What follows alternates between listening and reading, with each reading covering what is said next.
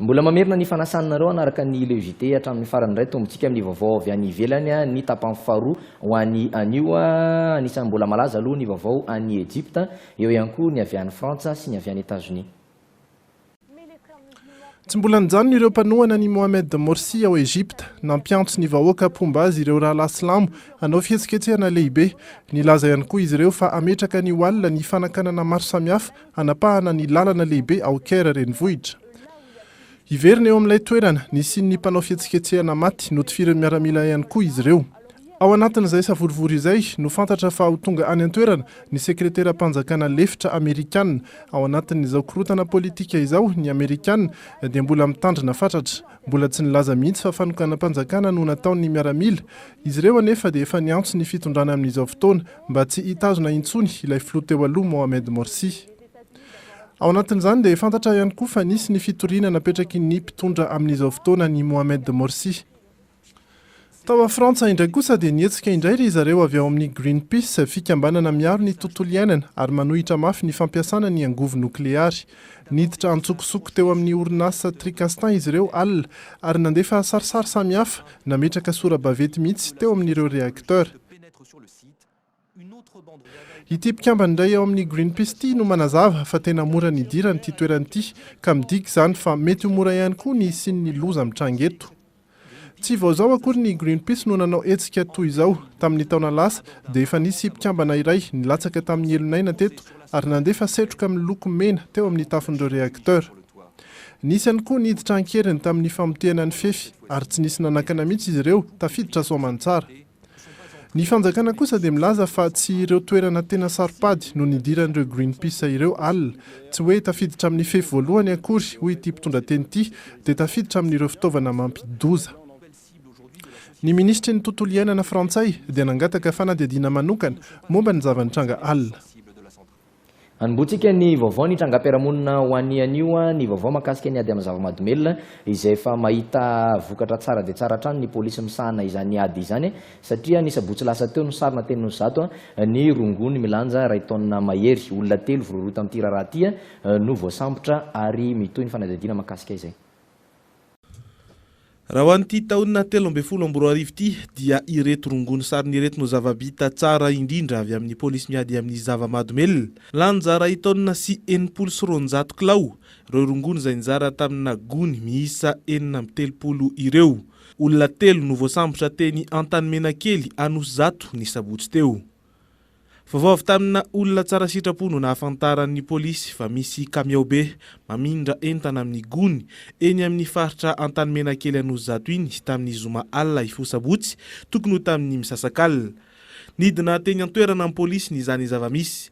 Nahita tokoa ireo rongony marobe teo amin'ilay toerana saingy tsy nisy olona teo amin'ny manodidina. Nandrasana hatrany ka tamin'ny 3 ora maraina nisy fiara sprinter nisy ireto telo voasambotra ireto. Nampidin'izy ireo tao anatin'ny fiara ireo rongony marobe ka teo nisamboran'ny polisy azy ireo. Marina fa efa voaroroy tamina rara hafahafa mpamilina sprinter. Fantatra fa Enitos no saika hitondrany ireto rongony avy any Toliary reto ny faritra atsimo izay tena ahitany ireo zava-mahadomelina isan'ny mahery tokoa. Natolotra ny fampanohavana androany izy telo mirahalahy ary nalefa nitazomina vonjomaika mandra-piandry ny fitsarana. Loza ampifamovoizana kosa camion iray no nifoaka taxi borosy hiazo any Mahajanga ny sabotsy olakandro lasa teo tena akaikina Kazo be. Olona roa no maty sidradrano ary mahatratra 10 reo mbola naratra mafy mbola tsaboina amin'ny hôpitalina Kazo be amin'izao fotoana izao. Fiara be iray tapaka frein no nandona taxi borosy vokany olona roa no namony ainy dia teratany Maorisianina sy ny rafozany ary maheriny 5 reo maratra. Arak'izao hita zao dia simba tanteraka ilay fiara sprinter sy ilay camion loharan'ny loza nitranga tamin'ny lalam-pirenena faefatra ny sabotsy tolakandro teo. Tamina toerana iray atao hoe Andoharano 9 kilometatra mivoaka an'Ankazobe no nitrangana izany lozany. Raha ny fanazavana avy amin'ireo zandary any an-toerana dia tapaka hisatra ilay camion be. Nahita ity farany rimorimo tamin'ny vidinan'ilay taxi borosy dia nakasisina saingy mbola voafoaka ihany. Nahafaty ireo olona roa teo eo izany. Nentina nomena fitsaboana taty andrenivohitra ireo naratra mafy. Misy no efa afaka namonjy fodiana ary mbola manaraka fitsaboana kosa ireo mbola miady amin'ny fahafatesana. Arak'izao hita zao dia katsaka maherin'ny 12 taonina no nentin'ilay camion avy any Port Berger hihazo any Mahitsy. Samy naratra avokoa ny mpamililay fiarabe sy ny mpanampy azy ary mbola tsaboina ao amin'ny hôpitalina Kazobe mialohan'ny hanaovana famotorana azy ireo. Vaovao ny tsy fandriam-pahalema ny fampitifitra ny dalo sy ny mpitandro ny filaminana ny alady atoandro lasa teo tany Mandritsara voka ny dalo iray no maty tamin'izany. Ankoatr'izay dia mpangalatrongo iray hafa ihany koa no lavon'ny bala tany amin'ny faritra Iorombe. Dalo roa indray no lavon'ny balan'ny zandary tamin'ny herinandro iny tany Anositapaka tao Mandritsara ny iray tamin'izany. Dalo telo morongobasy no mandraoka omby halatra misy 12 hoy ny tatitra avy amin'ny zandarmarim-pirenena. Ny fanehitra tamin'ireo mpitandro ny filaminana sy ny fokon'olona ireo jiolareo ary raikitra ny fampitifirana, dalo iray ny maty ary nandositra kosa ireo roa ka tafaverina tamin'ny tompon'ireo omby ho ehatrany ny tatitra. Fa tany amin'ny faritra Iorombe ihany koa tao amin'ny distrika ny Iosy tamina tanàna atao hoe Tambobe ny alakamisy teo no nisy dalo miisa 30 morongo basimborona nanafika tanàna ka lasa tamin'izany ny omby 80. Nanaradia avy hatrany ny fokon'olona sy ny zandary 9 avy eo amin'ny kompania Iosy ary ny polisy 9 avy eo amin'ny komisaria. Nisy ny fifandomana teo amin'ireo mpanaraka sy ny dalo tafaverina ny omby 20 ary dalo iray no maty tamin'izany. Mbola mitoy ny fanarahandia ataon'ireo zandary sy ny fokon'olona avy amin'ireo toeran'ireo amin'izao fotoana izao. Iresaka ny taranja rugby sy ny taranja bola kitra isika anatin'ny vaovaon'ny fanatanjahantena ho an'ny taranja rugby aloha dia mifarany alahady teo ny fiadiana izay tonakany Afrika sokajy A ary tao anatin'izany nazahoan'ny zareo Keniana ny naram-boninahitra indray. Isika malagasy kosa amin'ny alalan'ny Makidy Madagasikara tafajanona amin'ny vondrona 1A ihany ka manana herijika hiatrehana ny fanitsanana hiadiana tompon-daka eran-tany amin'ny taona ho avy io. Mbola tafajanona anatin'ny vondrona 1 hatrany ny Maki raha nandresy ny Crane Ougandais tamin'ny isa mazava 27 nandritra ny lalao fiadeterana tamin'ny fiadiana tompon-dakan'ny Afrika taranja rugby omaly teny amin'ny kianja be Mamasina. Ry zareo Ougandais no nitantana ny lalao tany am-piandohana satria nahatonga ese telo be zao izy ireo voataitra ny mpanazatra ka nanolo-pilalao. Nahita pahombiazana izany taorian'ny tsara baoliny Ridge izay vozotra pilomendrika nandritra ny faninanana dia mifandimby naditra ese rahery iray sy radadatoa roa. Tsy nanaiky mora foana nefa ny Ougandais fa niezaka nampianelan'elanisa tamin'ny alalan'ny CPP no dakany Djemba. Efa nitarika mazava 20 isika teo am-pialatsazatra. Tsy nankivy ny Crane izany fa mbola nanohitra hatramin'ny farany ihany izy ireo izay mbola natonga ese roa tamin'ny fizaram-potoana faharoa, natonga ese telo tamin'ny alalan'ny Zosirija kosa isika ny ampy tsara baoliny José. Saika mbola niampy anefa izany raha tsy hita ho nitam-baolina loatra i biby. Mbola manana herijika ho amin'ny fiatrehana ny fanitsanana hiadiana ny tompon-daka eran-tany amin'ny taona ho avy io izany isika ka ifamerina amin'ny zareo Zimbabweanina amin'ny lalao manasa-dalana ao anatin'ny fiadiana ny tompon-dakan'ny Afrika sokajy 1A. Tetsanilana dia vozotra tompon-dakan'ny Afrika sokajy 1A indray ry zareo Keniana raha nandavo ny Zimbabweanina tamin'ny isa 27 malotolakandro tena mikanja be Mamasina tao anatin'ny lalao famaranana. Na izany aza dia hita somary sahirana ihany ry zareo Keniana vao nahisitra ny naram-boninahitra tena ampelantanan'ny zareo Zimbabweanina. Tamin'ny isa 13 no nitarihan'ny zareo Keniana teo am-pialantsazatra. Taranja bola kitra samy tafavoaka tamin'ny dingany ampaharoa amby 30 ny fiadinany amboara Madagasikara ny farinandro lasa teo ireo ekipa Nalamanga 4 mbola hiatrika ny poule des As ho tanterahany nomboka ny farinandro ho avy izao. Isany nahita vokatra goavana tamin'izany ny AS Adema sy ny IFC.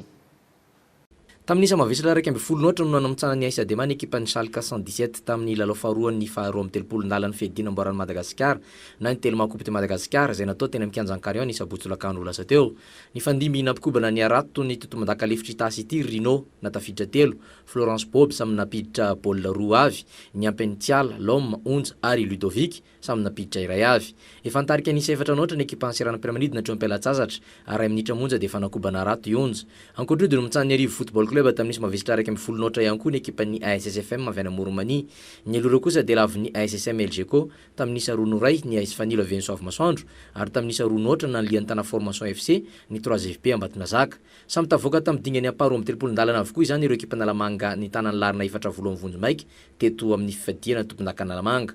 Midika izany fa ho ady mafy sy fampitady izy ireo amin'ny poule des As na dingana fary afantarana izy ekipa roa isolo tena Nalamanga amin'ny fiadiana izay tompon-daka Madagasikara na ny THP Champions League.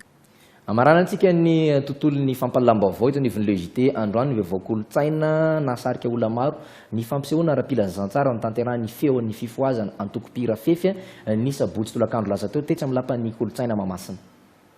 Tomefy olona ny fampisehoana maimaim-poana natolotry ny antoko-pihira fefy feo ny fifoazana izay natao teny amin'ny lapan'ny kolontsaina sy ny fanatanjahantena Mahamasina ny sabotsy lasa teo. Raha tsy hivana dia atao amin'ny FJKM Mandravoangy fivavahana no ny antombohan'ity antoko-pihira ity saingy ny volana Novambra 3 sy 4 arivo no nifindrany tao amin'ny FPVM Antaninandro Ampandrana. Efa mahatratra 700 ireo mpihira ao anatiny. Izy rehetra izay niarana nangam-peo niaraka tamin'ireo pastera sy mpijery tonga marobe teny an-toerana tamin'ny sabotsy. Afa-po ireo nitarika ity fampisehoana ity. Ny mpiarakara aloha zany dia tena afa-po raha ohatra ka ny tena marina tena hoe 80% zany ny tena hoe fifaliana ny tena hoe ny fahafahampo tamin'ity satria dia hita fa indrindra sy ny lamina le izy Ankoatra ny hira nefa dia nitrotro ambavaka ireo anala fanadinana rehetra ihany koa ny fefy ary nampanantena ny anolotra seho afa-tsy hoely izy ireo alorana vavaka indray ho an'ny fiainam-pirenena.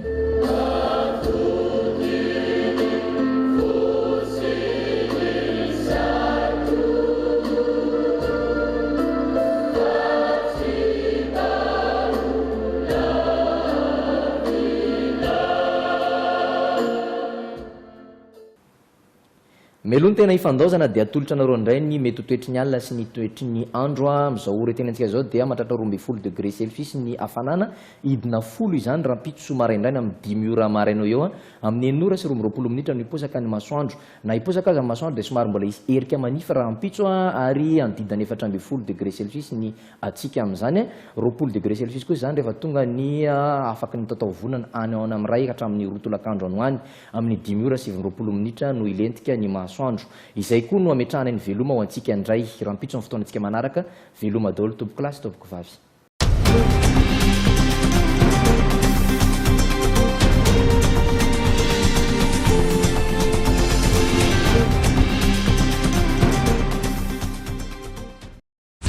Immédiat, l'école de l'art de multimédia Ambatomtsangana, téléphone 26 250 86, vous a présenté.